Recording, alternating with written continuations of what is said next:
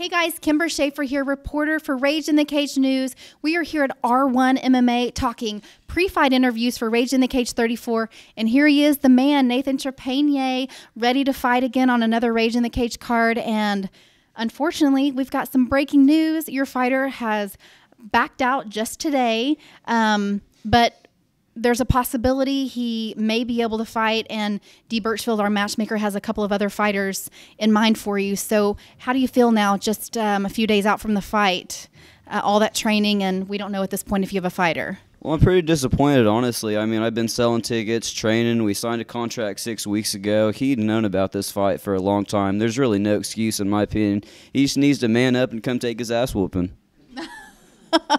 Put it bluntly, why don't we? Yeah, absolutely. I mean, there's no beating around the bush. You know, you signed a contract. I know it's amateur, but we're all trying to go pro here, so you need to treat this like it's the real deal. You don't see anybody in the UFC just dropping out of fights a week before because they've been working a lot or they don't feel good. I mean, if you have a legitimate injury, absolutely, I understand, man. But, like, I've talked to him personally. I asked him what the deal was, and he's just not really feeling it. So, I don't know. I'm trying to take this, like, real seriously, and that offends me that somebody would just treat this like a game. Yeah, no kidding. And that's, of course, why Rage in the Cage has began signing contracts for amateurs, because they need to be held accountable. And it's good practice. It's good business sense to be held accountable. So, of course, the Boxing Commission will be holding him accountable if he backs out and does not produce a legitimate reason as far as a health reason or some other legitimate reason as determined by that contract.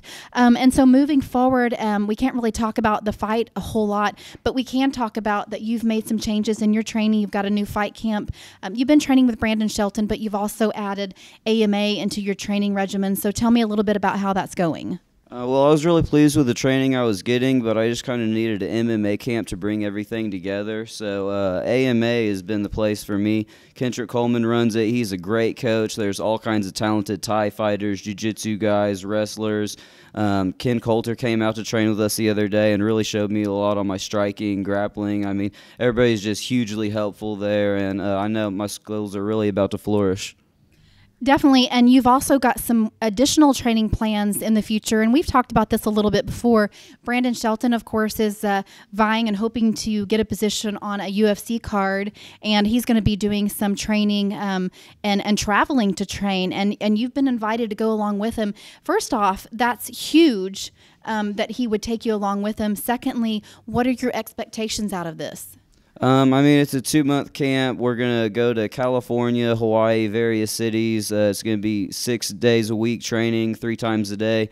And, I mean, it's really going to make or break me. I'm going to see if I have what it takes to compete at the highest level in this sport and if I can handle the training necessary to get to that level. And I'm ready to go conquer another task, so we'll see how it goes. Hopefully I get a fight out there, too. I mean, I'm going to be there for 2 months. I might as well beat somebody up, right? Might as well. You know, and the one thing I know about you, Nathan, is, you know, as an amateur, you started from day one taking on tough competitors. You have never, yeah, that was your first fight.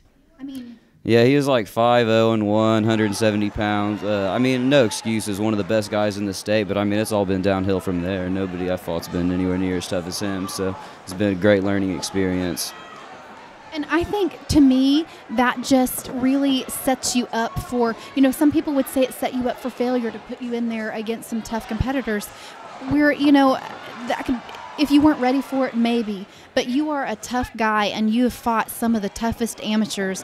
And I think that you've hung tough in those fights, even when they were, you know, just major battles for you. And I think that you are definitely set up for a great future in MMA. What do you feel about that? Yeah, I mean, the thing I think about that is there's a reset button on your career. Going from amateur to pro, you get one chance. So while I'm an amateur, I'm going to take all the tough fights I can get and just become the best athlete I can. So when I go pro, I know I'm fully ready. Very, very smart. So, well, anything that I didn't ask you, Nathan, that you want to mention, or is there any sponsors or any, you know, shout outs, that sort of thing? No, thanks, Mike, for having me on. Rage in the Cage is a great promotion. Appreciate it. Hang loose, everybody.